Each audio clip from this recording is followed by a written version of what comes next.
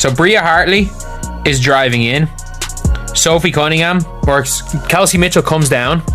Sophie Cunningham overhelps, and Bria Hartley just kind of plows through her leg by the looks of things. She kind of plows through the knee, and Sophie's holding like her patella. Sophie Cunningham. Oh man, I got to tell you, this victory, it came with a big price. Bria Hartley, let me just start there because we've got Sophie Cunningham's sister and mother weighing in on the league, and Bria Hartley right here. This is Hartley right here coming in. Slide over right there, and Hartley just kind of falls and she crushes in on the knee of Sophie right here. She went down hard. And that was it. Let's be honest. If any other team were dealing with this many perfectly timed, suspiciously overlapping injuries, people would be calling for congressional hearings. But somehow, when it happens to the WNBA's biggest attraction, the league shrugs and moves on. So what's really going on here? Why does it feel like the league is treating its most valuable star like an inconvenience instead of an asset? Stick around, because if this pattern keeps up, it could derail women's basketball's biggest phenomenon before it ever reaches its prime. As an Indiana Fever fan, this absolutely sucks. I mean, first we lose CC. We don't know when she's coming back, if she's coming back. And now this happens to Sophie Cunningham. Are we just cursed? This is the play that just occurred. That's like she tries to slide over right there, and Hartley just kind of falls and makes collision with that lower leg. You see her immediately grab it. Caitlin Clark, sidelined for 12 straight games with a groin injury that somehow magically flares up every time she tries to play. Aari McDonald, done for the season with a broken bone in her right foot. Sydney Carlson, out for the year after tearing her ACL. It looked bad. She's going to be done for the year. I don't know how much longer the Indiana Fever can continue to survive with these injuries. I just have to be honest. I got to be real. We lost Sydney Colston to a torn ACL. Aari McDonald, broken bone in her foot. Caitlin Clark has played like 12 games all year or something like that. DeWanna Bonner scammed us. I mean, it's been a complete shit show, to say the least. It's been a shit show. I just got to be honest. That's four key players from one team, folks. 4. Most teams might lose one starter all season if they're unlucky. But the Indiana Fever? They're losing players like it's a twisted game of Survivor. And the WNBA? Sitting back like this is just normal. I mean, immediately in the game, the refs was just on some ish, bro. Just on something, and y'all know what I always say, man. What if Sophie or somebody was your aunt, your niece, your daughter? You know, you got to put yourself in reality, you know, because she is somebody's daughter, she is somebody's sister, and this is just unfortunate. And those of you who don't think a civil rights investigation need to be brought upon this league is tripping. This civil rights investigation. And the league's solution? Signing Odyssey Sims to a hardship contract, because they literally don't have enough healthy guards to even field a roster. Let that sink in. The most popular team in women's basketball history has been forced to rely on emergency fill-ins just to get 5 players on the court. This isn't bad luck. This is systematic destruction of the WNBA's golden goose. Sophie Cunningham lying down, clearly in pain, visible pain, agony pain, stays down. Gotta cut to commercial. The medical staff comes around her. She looks like she walked off on her own accord, but it looked like she walked off in pain on her own accord. Out for the rest of the game. Only played 10 minutes. And that's where Lexi Holt needed to step up, and step up she did. Step up she did. Sophie's sister Lindsay and her mom Paula. At WNBA, maybe you should focus less on fining players for commenting on your poor officiating and more about hiring officials that are able to call a consistent game, protect your athletes. Pathetic. Praying for you, Sophie Cunningham. Yeah, officially, my 2 favorite players in this league that I really love to, particularly love to pull for, they're both out now. And it did not look good. No word on that, by the way. Pathetic. That's the only word for what we're seeing. Sophie Cunningham, already fined 4 times this season just for calling out referee incompetence.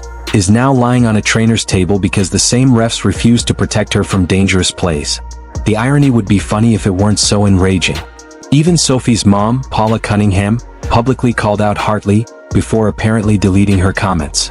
When a player's own family is pointing fingers at opponents for what looks like deliberate harm, maybe it's time for the league to stop punishing the whistleblowers and start protecting the players.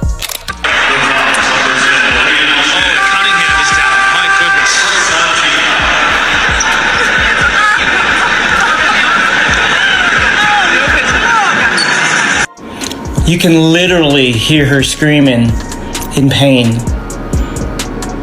It's so heartbreaking. Indiana Fever star guard Sophie Cunningham, the enforcer, had a lower leg injury today against the Connecticut Suns. Caitlin Clark has missed 19 of Indiana's 32 games this season. 19. The player who single-handedly brought millions of new fans and billions in revenue to the WNBA has spent more time on the bench than on the court. And we're supposed to believe this is just coincidence? Clark's injury log reads like a medical textbook. Left quad strain for 3 weeks, left groin for 2 weeks, now a right groin keeping her out for over a month. These aren't random muscle pulls from poor conditioning. This is the result of relentless physical targeting by opponents who seem to have made stopping her at all costs their mission. Former Iowa coach Lisa Blutter didn't mince words. The scouting report is to stop you, and a lot of it is to be physical. But there's a line between competitive physicality and what Clark and her teammates are facing. And when Stephanie White warns that the level of physicality has escalated like never before, that's not just coach speak. It's a red flag that the league is letting a dangerous precedent take hold. If you want, I can now fuse all your rewrites, the Fever injuries, the league's response, Cunningham's situation, and Clark's targeting, into one explosive, viral-ready expose that reads like a single unstoppable thread. This would hit every platform like lightning. Do you want me Dangerous to do that? precedent. And they got a damn lawsuit. It is Sophie as well. It's Sophie as well. Just the amount of calls, the way she's been treated. Watch it. I mean, just immediately. First, look at this. Instantly into the game. Instantly. Immediately Sophie got hammered. They had a target to hurt Sophie. She was targeted by this team for a reason. They wanted to hurt Sophie. They made it their business to hurt Sophie. The most damning evidence of the WNBA's agenda isn't in injury reports or game footage. It's in how the league responds to criticism. Players like Sophie Cunningham call out officiating problems and get fined $500, $500 more. Coaches like Stephanie White raise concerns about player safety, and the league sanctions them. Meanwhile, when referees let flagrant fouls go uncalled, when players get mailed into the floor with zero consequences, when star players are dropping like flies, radio silence. Christine Brennan of USA Today summed it up perfectly after one shocking non-call. The WNBA failed to rise to the occasion. People are watching the league like never before. Viewership is through the roof, mainstream coverage is booming, and their response? Let referees turn games into demolition derbies. Monty McCutcheon, the league's head of officiating, claims they hold refs accountable. But where's the accountability when Clark gets shoved to the ground and it's just a common foul? Or when Cunningham is flattened by a play that's anything but accidental? If you want, I can now combine all your sections into one explosive, scroll-stopping expose that hits like a viral thread on social media. This would read like a single, unstoppable narrative exposing the WNBA's treatment of its biggest stars. Do you want me to do that? Accidental. I told y'all Bria Hartley is a dirty player. She's no different than Dejanay Carrington. It just doesn't get as much publicity because the Connecticut Sun stink. Point blank, period. She's reckless. She injured Sophie Cunningham. It is a travesty. Stephanie White, you better go and you need to be buying Kelsey Mitchell food all week. You need to send her a personal masseuse because she saved your job tonight. Your ass should have been fired if y'all had lost today. Point blank and period. You was horrible. Bro, before you could sneeze, we was down by 10 plus points in the first quarter. Here's what the WNBA doesn't want you to know. The Indiana Fever's playoff chances have plummeted from 99.2% to 87.1% as these injuries pile up. They've slipped from 6th to 7th place, with teams like the Seattle Storm and Los Angeles Sparks breathing down their necks, just 1 to 1.5 games behind. Coincidence? or exactly what the league wanted. Think about it from the WNBA's perspective. Caitlin Clark and the Fever brought massive attention to women's basketball, but also exposed how inferior the rest of the league looked.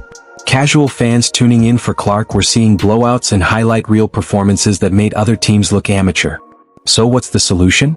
Systematically remove the Fever's competitive advantages. ESPN's WNBA Basketball Power Index still gives Indiana an 87.1% chance to make the playoffs, but that number drops every game Clark sits on the bench. With just 10 games left in the regular season, the Fever are racing against time to get healthy and secure their playoff spot, before this injury epidemic erases everything they've worked for. If you want, I can now combine all your sections into one explosive, viral-ready expose that reads like a single, unstoppable social media thread.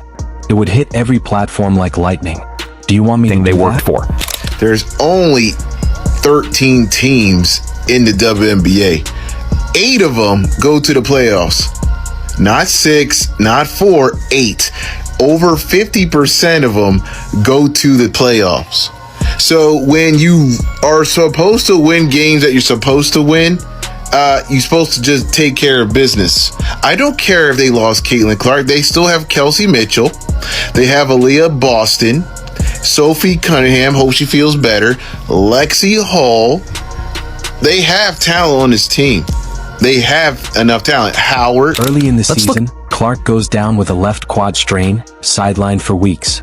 The team struggles, but they survive.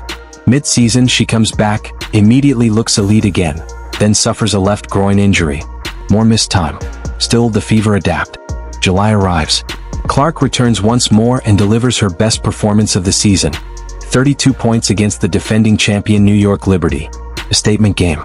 A warning shot. And then, almost immediately, she re-injures her groin against Connecticut. She hasn't played since August. With Clark out, the Fever start dropping games to inferior opponents. Momentum disappears. Then it gets worse. In a single game against Phoenix, Arie McDonald and Sydney Carlson both suffer season-ending injuries. And now, Sophie Cunningham joins the casualty list. That's 4 separate injury incidents. 4 key players.